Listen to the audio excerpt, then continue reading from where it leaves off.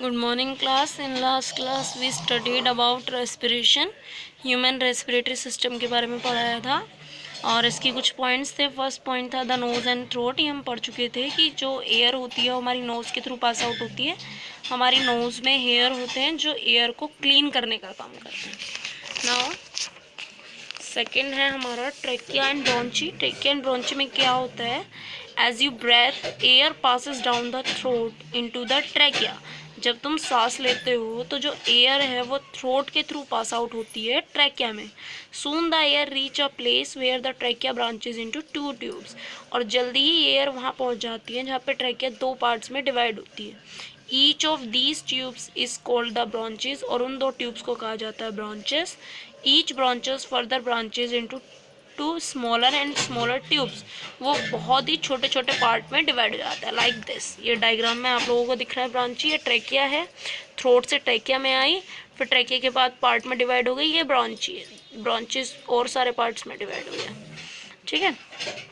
Now the thinnest branches led to grape like cluster of tiny balloons called alveoli. इसके बाद जो branches हैं वो बहुत पतली होती हैं, थिनेस्ट होती हैं और एक ग्रैप लाइक क्लस्टर क्रिएट करती हैं छोटे छोटे बैलून्स की तरह, जिसको कहा जाता है alluvial.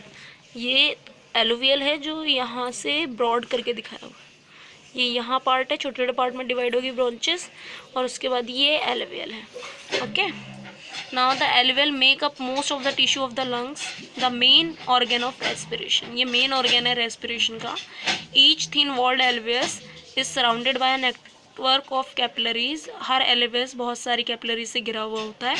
It is here that your blood pick up its cargoes of oxygen from the air. ये क्या करता है? एयर से ऑक्सीजन लेता है ब्लड में.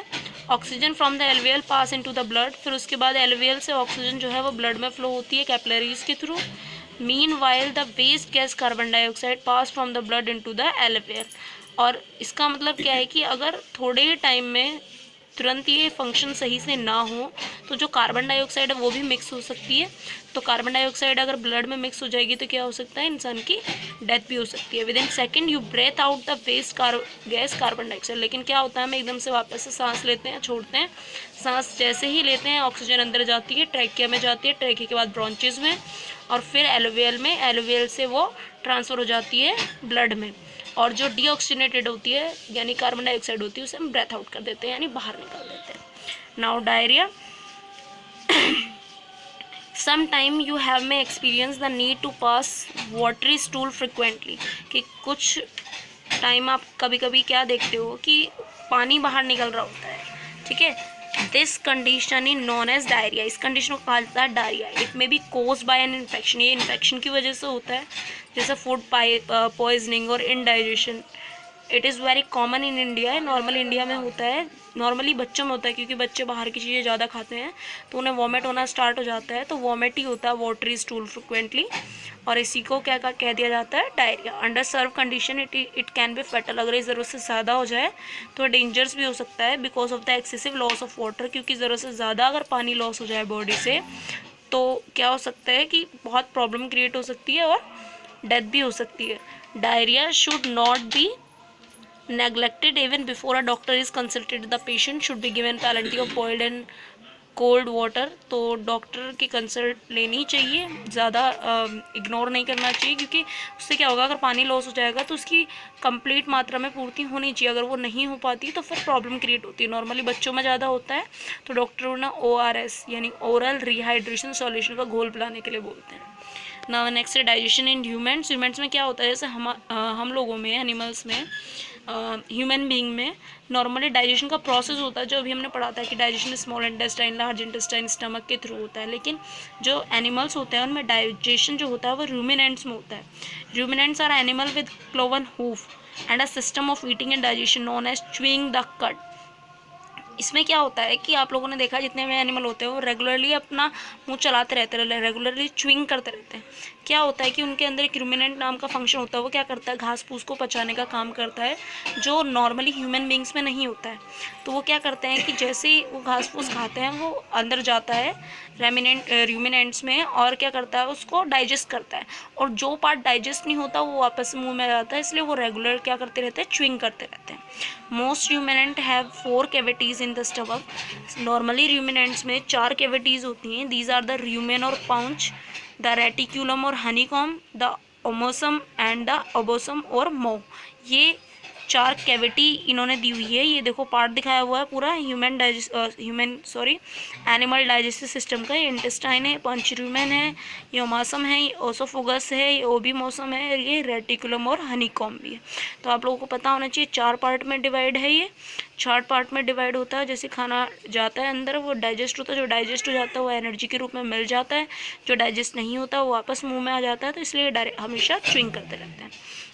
Usually a half-chewed mouthful of food is swallowed up by a ruminant. This food passes down to the rumen. पहले ruminant में जाता है, फिर rumen में where it is a partially digested, जहाँ पे आधा डाइजेस्ट होता है from the rumen के बाद the food goes into the reticulum. फिर ये रेटिकुलम में जाता है जहाँ पे ये सॉफ्ट होता है और छोटे छोटे पार्ट में डिवाइड हो जाता है, इसको कहा जाता है कड।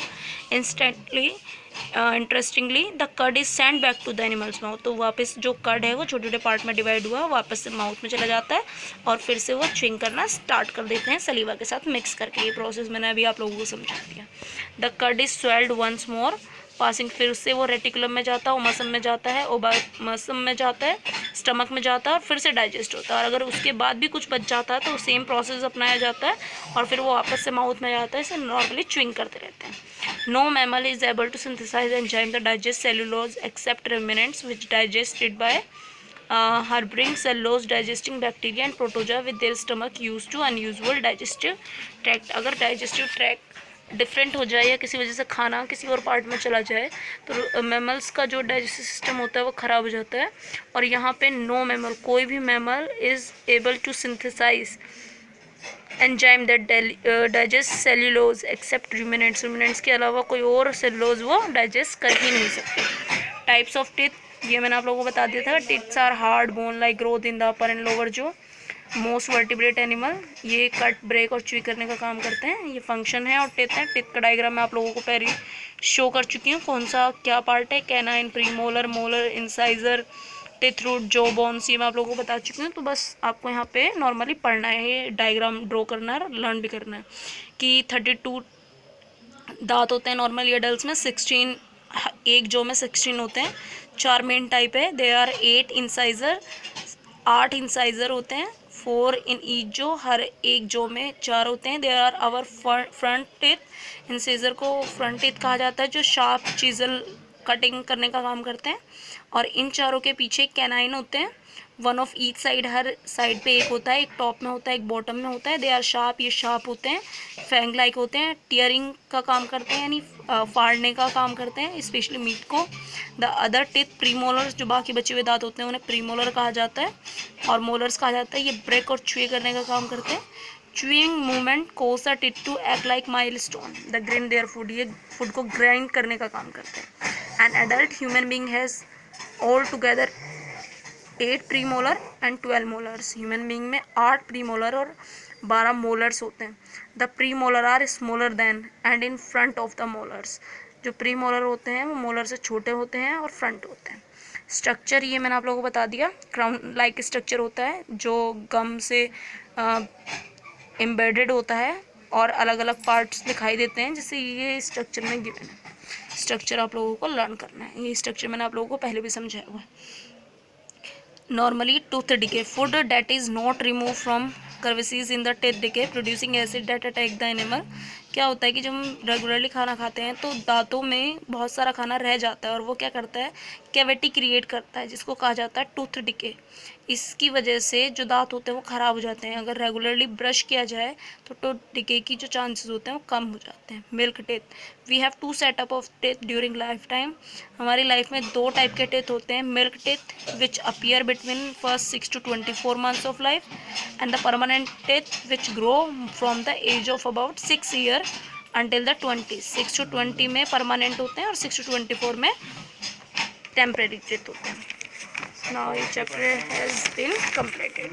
Okay, we will continue in next class. Thank you.